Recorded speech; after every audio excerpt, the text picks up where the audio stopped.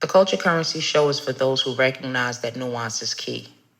We don't pretend to have all the answers, but we tackle the issues that affect the majority when speaking of Black America. Our discussions are informed by the host's personal experiences and insights, and we're always open to evolving our perspective as we gain new understanding. This is the story of two friends from the Bronx who decided to get real, be direct, and impact Black culture. Welcome to Culture Currency, where culture is the value.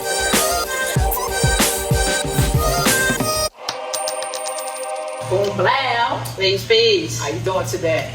Not feeling too good fighting the cold, which is why we ain't doing a pound. I was just up my nose a few minutes ago, so not too good. Yeah. Oh man, I hope you feel better. Thank you. Yeah. You too, not too. You too for every day. That's what it is. So, what we discussing today? So we're discussing the entire season 7, just going over the episodes, things that we wish we said, things that we appreciated that we said, and then, Not even six. Yeah. Yes. Stay tuned. This is a good episode. Yes. I'm Mahagony. I'm Aisha. And this is Culture Currency. Where culture is the value. Yeah.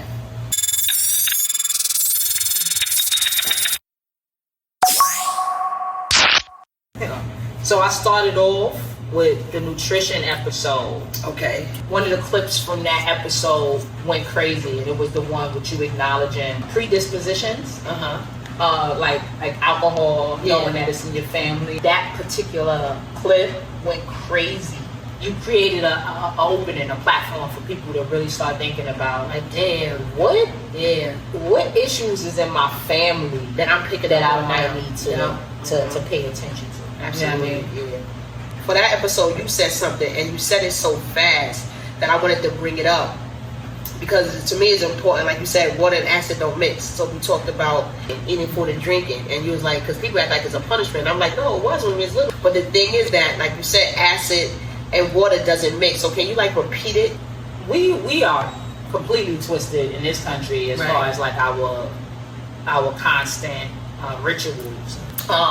Everybody knows, like that in simplest form, that acid and water are not supposed to go together, because one thing cancels out the next. Right.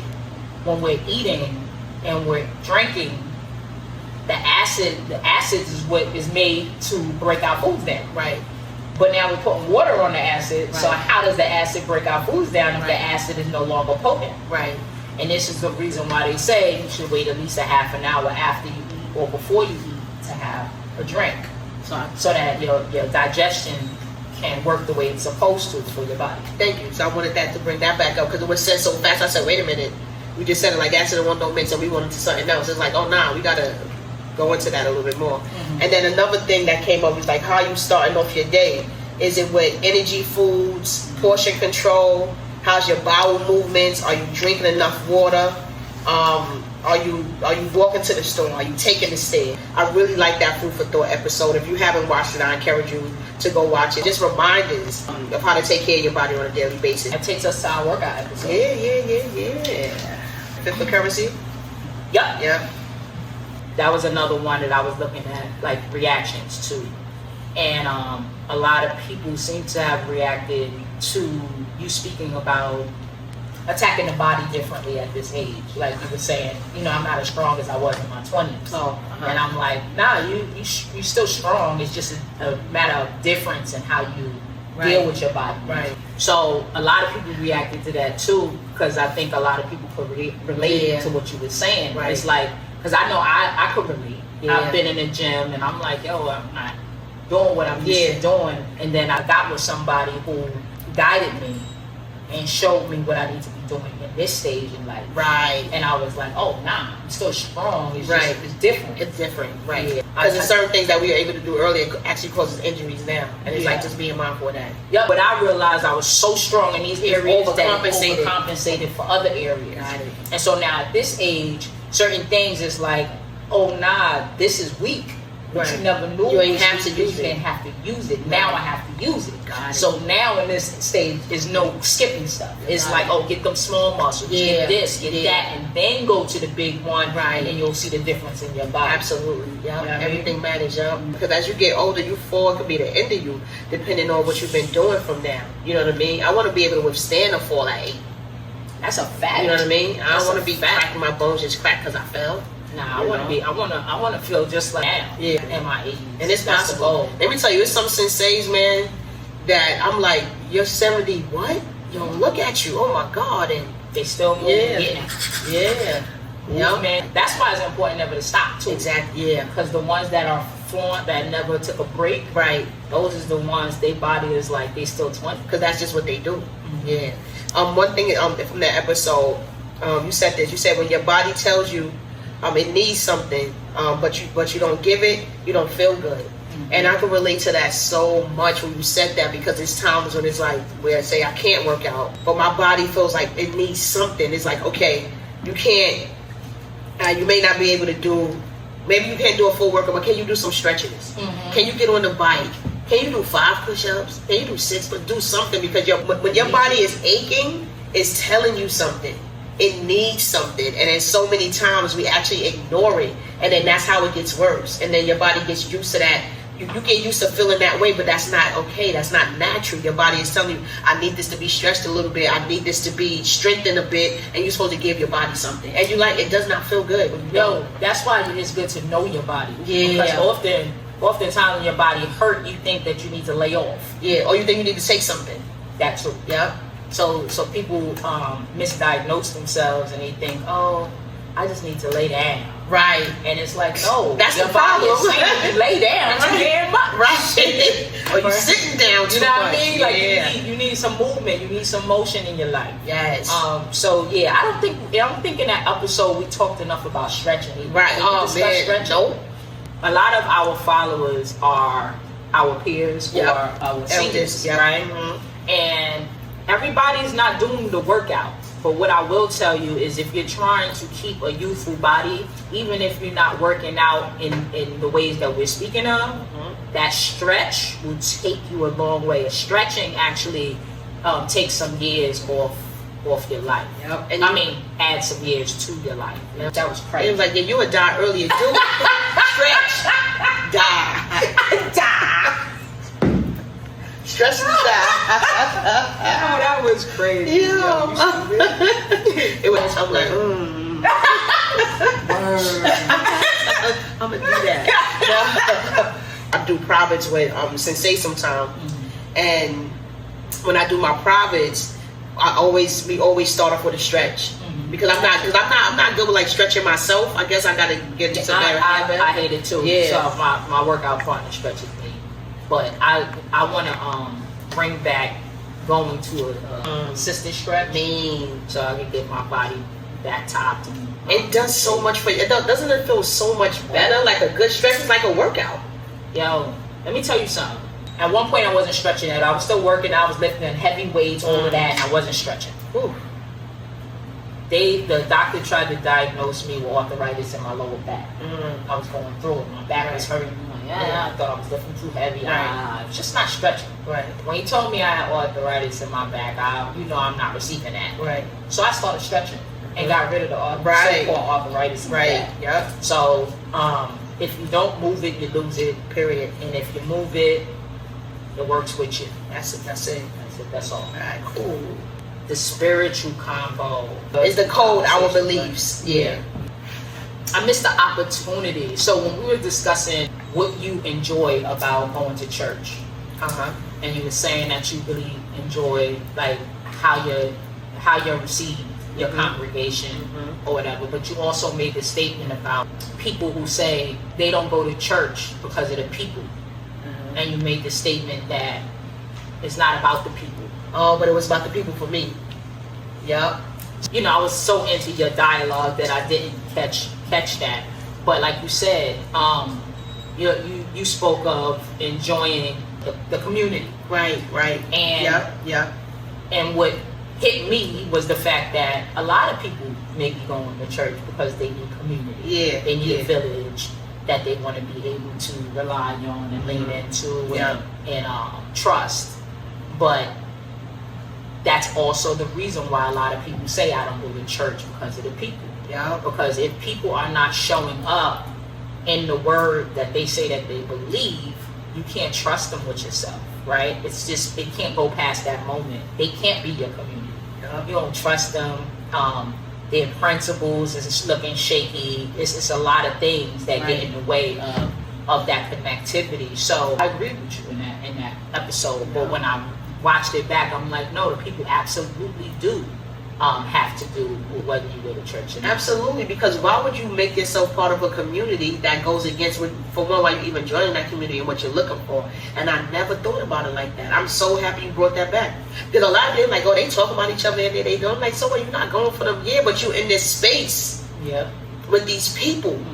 Why would you voluntarily go to this space with these people that are not in alignment with what you're seeking, what you need, your belief system that doesn't make sense? All of that. I'm so happy you brought that back, because I can change my opinion and my judgment about that.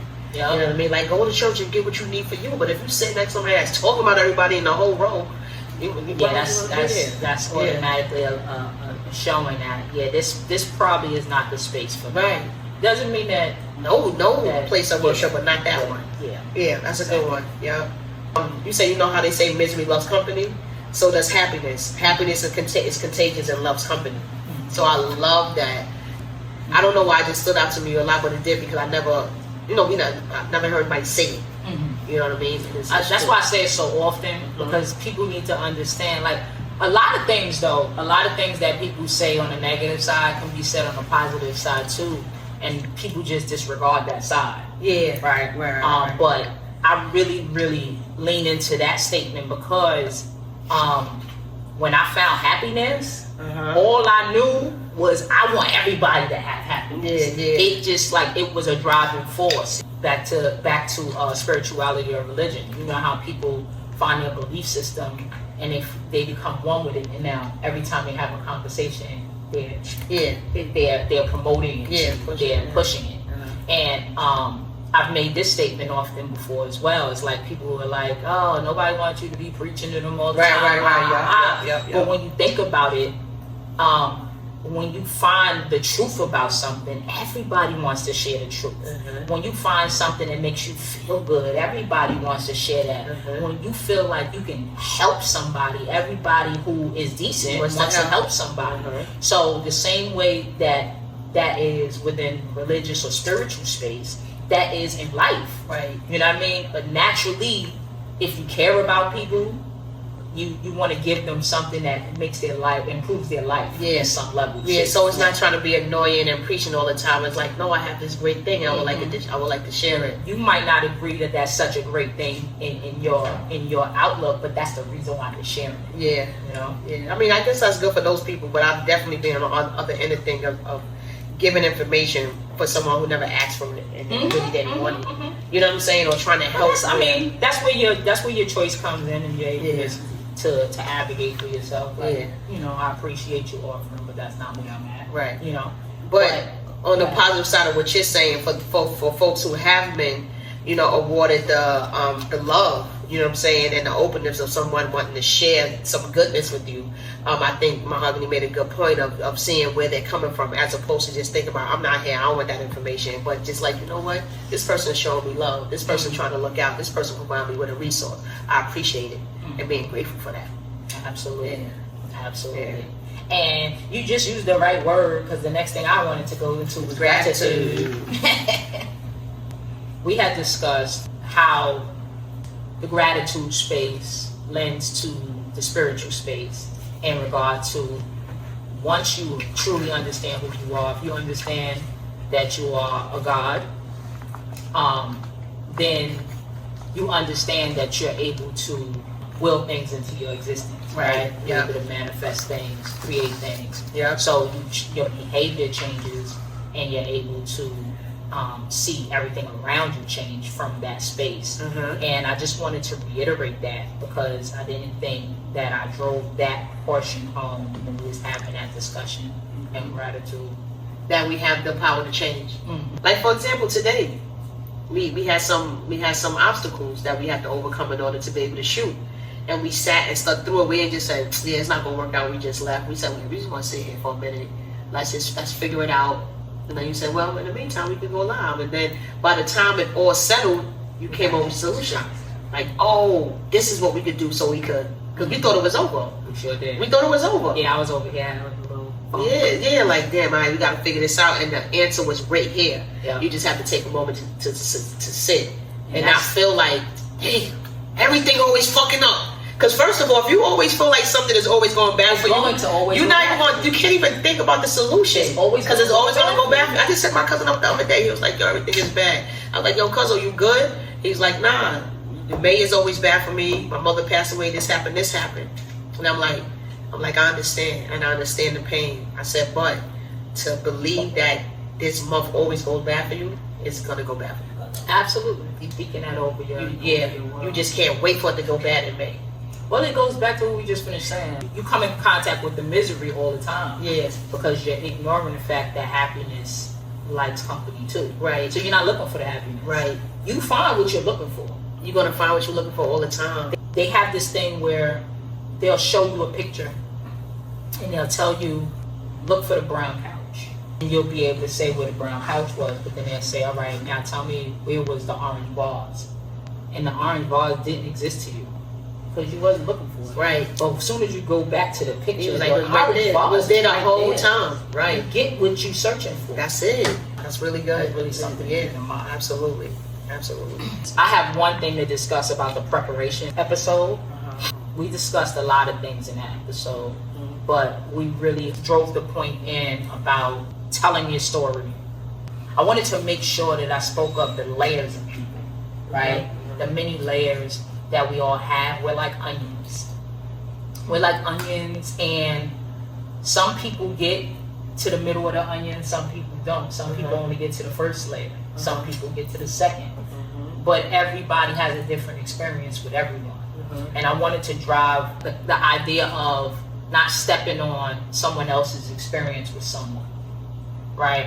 We had that discussion, but I didn't feel like I was clear. Yes. So I'm gonna use an example. Obviously, I'm not gonna say any names, but I have someone in my world who is of relation, and we both had someone of relation in common.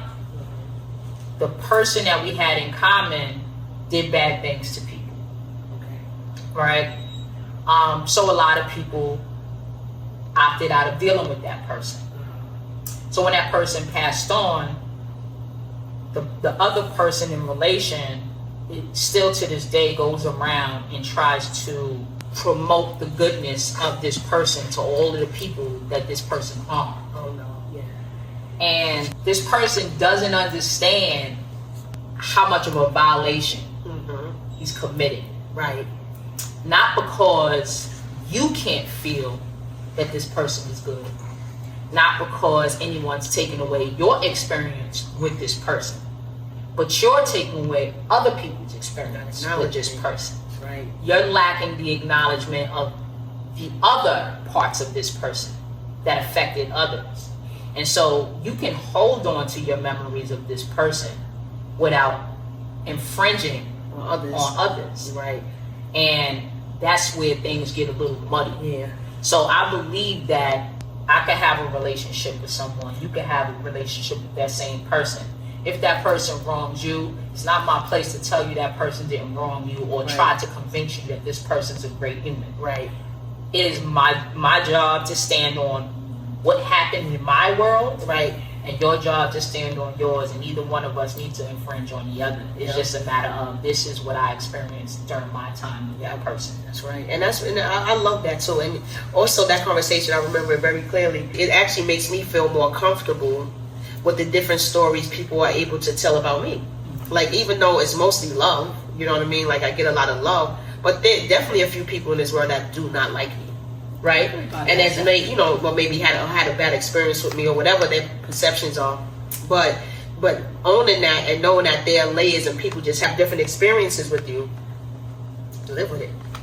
You know what I'm saying? It is what it is. You know what I mean? And then you have to accept it all. you make amends for what you can, Yeah. but you can't. It's things you can't change. Yeah. And when you can't change them, I mean, what are you supposed to do? Right. You know? Yeah, exactly. It's more something else from this episode that I want to point out that I thought was really good.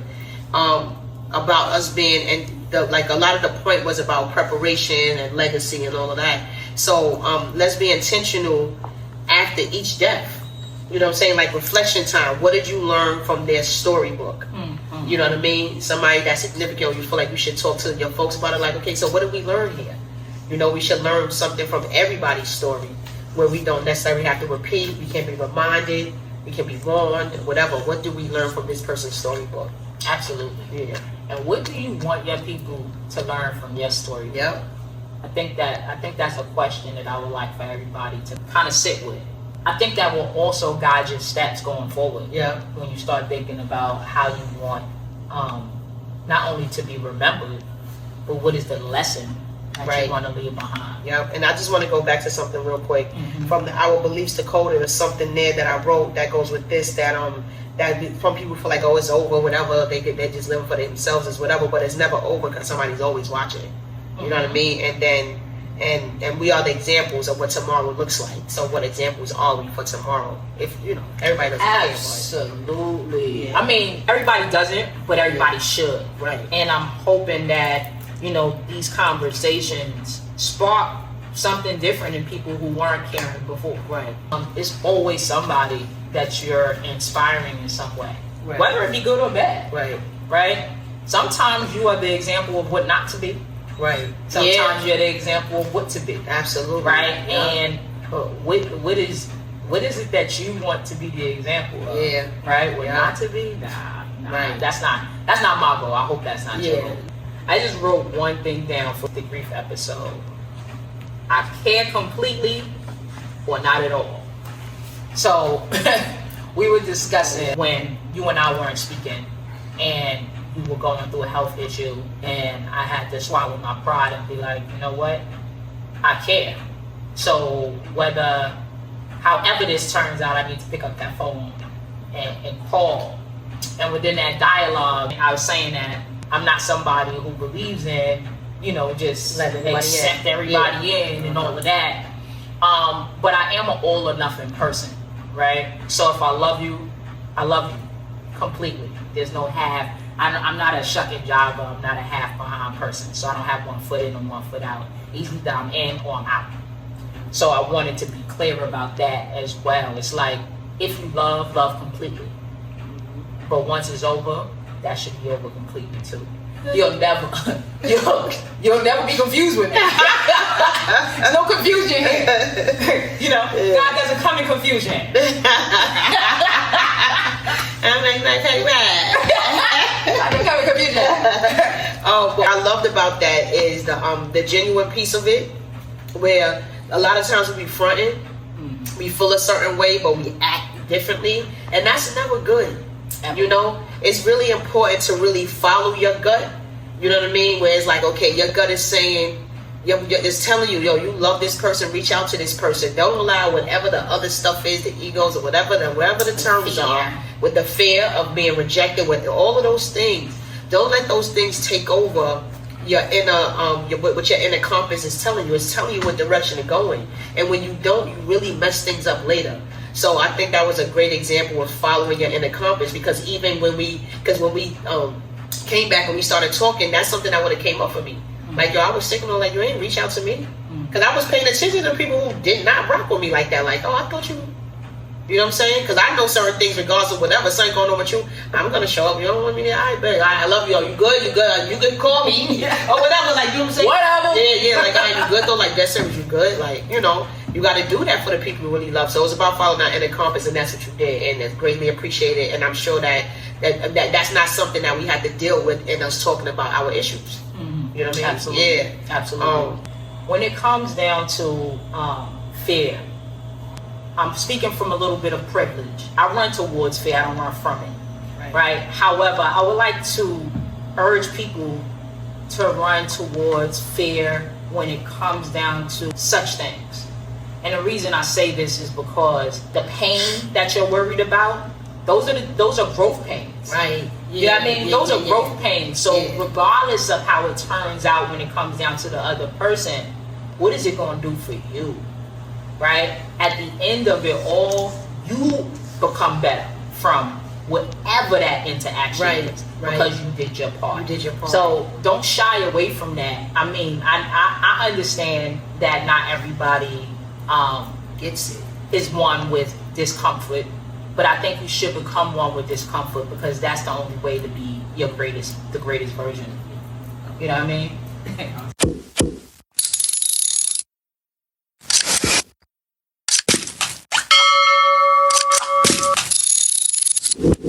I wanted to clear something up from this episode too, where you said, when you was like, nah, that's your belief system, then you judging people that cry. And I was watching, I was like, no, I don't. It's not because it's not my comfort, but it's not my belief system.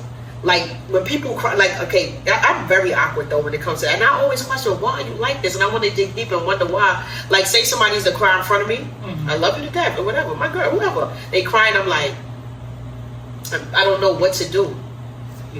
I'm confused on how I'm supposed to respond, because I could be, I'm not judging like, why are you crying right here in front of these people? No, even though I would rather go to the bathroom or whatever, I'm not judging if somebody just break down and crying.